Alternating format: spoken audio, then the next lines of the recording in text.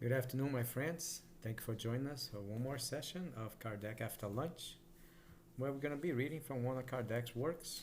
And today's is the turn of the Gospel according to Spiritism. But first, if you allow me, let me make the usual announcement.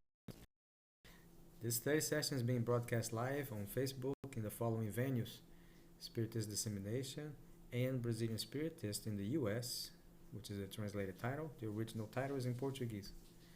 Later today will be posted on Spiritism Study, which is our parent project, and the Spiritist Society of Bournemouth, United Kingdom.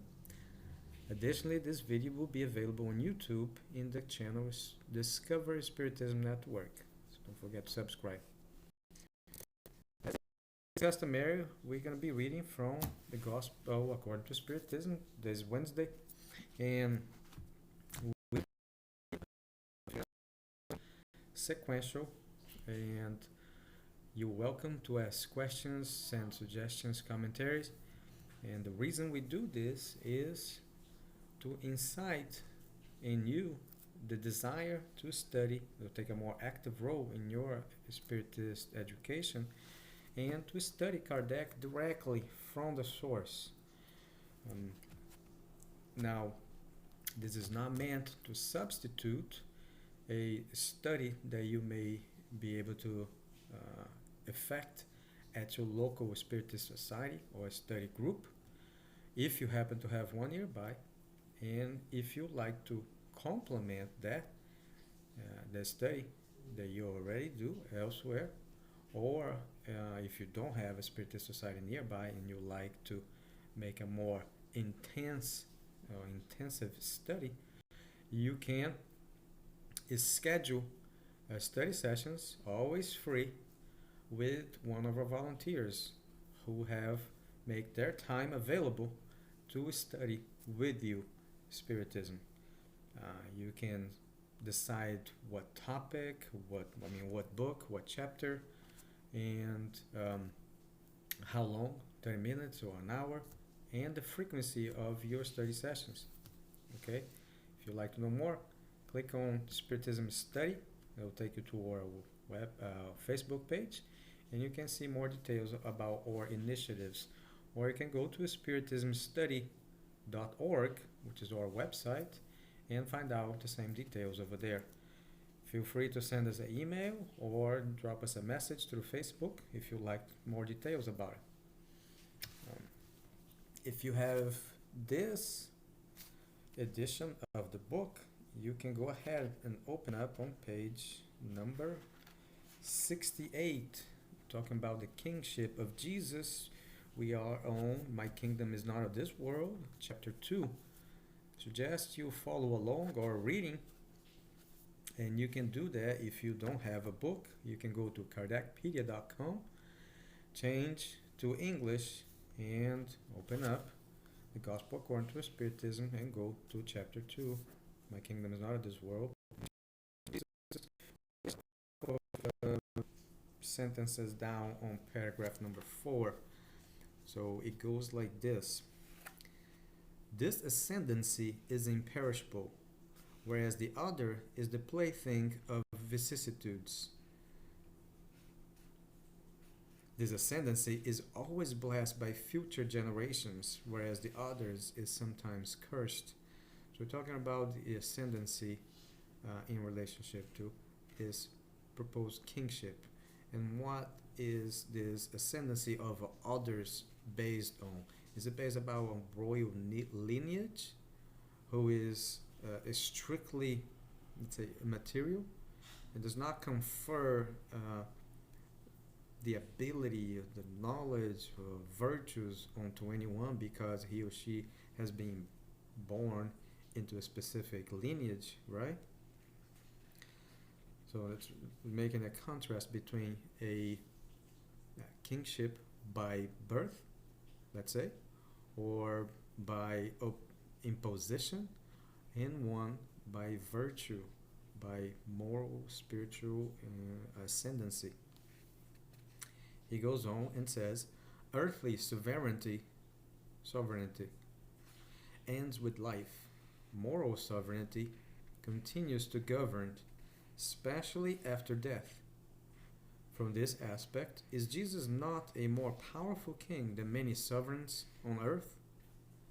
It was with good reason, therefore, that he said to Pilate, I am a king, but my kingdom is not of this world. So that's how we try to understand and put in context some of what we see or what we read from the Bible. Continue, we go to the point of view, number 5. The clear and precise idea that one holds of the future life provides an unshakable faith in the future. Now, as you see here, for us to have an unshakable faith in the future, we have to get a clear and precise idea of what? Of the doctrine. So we can anchor a logical framework of precepts. So without this knowledge, it is very difficult for you to base that unshakable faith on like a solid foundation. And that's why I always recommend to anyone, it doesn't matter what faith, what religion you follow, please do yourself a favor. Go to the books that your religion take as their foundation and study. Really study. Don't just read it. Study and try to be good at your religion or your belief or your chosen line of, let's say, conduct, right? You don't even have to have a religion. You could be atheist, you could be agnostic, or any of those other current belief systems. But most, the great majority, if not all of them, do hold a set of values or guidelines or something of the sort that tries to improve men and women by a moral code or a spiritual enlightenment. So it's by no means we try to convert anyone to Spiritism.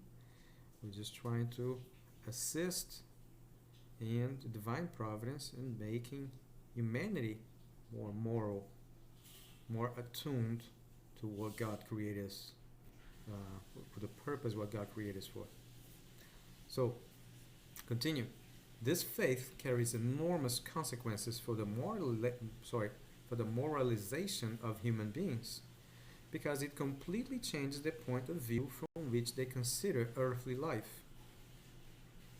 For those who, through their thought, place themselves in the spirit life, which is limitless, corporeal life is no more than a passage, right?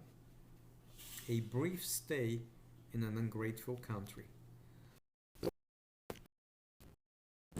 To take our incarnation or stay in the material world on earth as a vacation, or should we utilize those opportunities to improve ourselves, to try to become, in the case of Spiritism, try to become really followers of Christ in his example of conduct and love towards others, and become a citizen, a subject of the kingdom of God, rather than expecting to be transposed from earth to there and being granted perhaps those virtues which we do not acquire at our expense.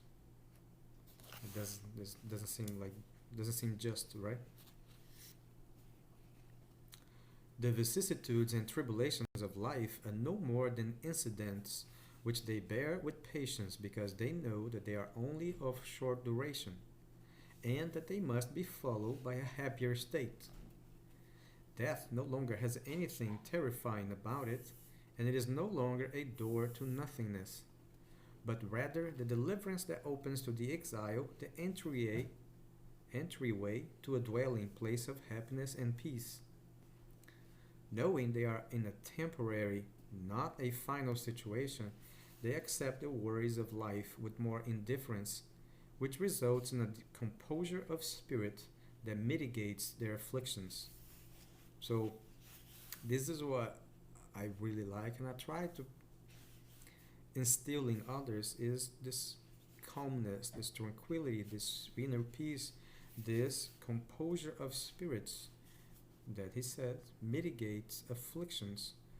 Because once we know how the system works, and to each according to his its own, right? We take more care in restraining, orienting our thoughts, our words, actions, because we will be the primary subjects of the effects that those cause, good or bad.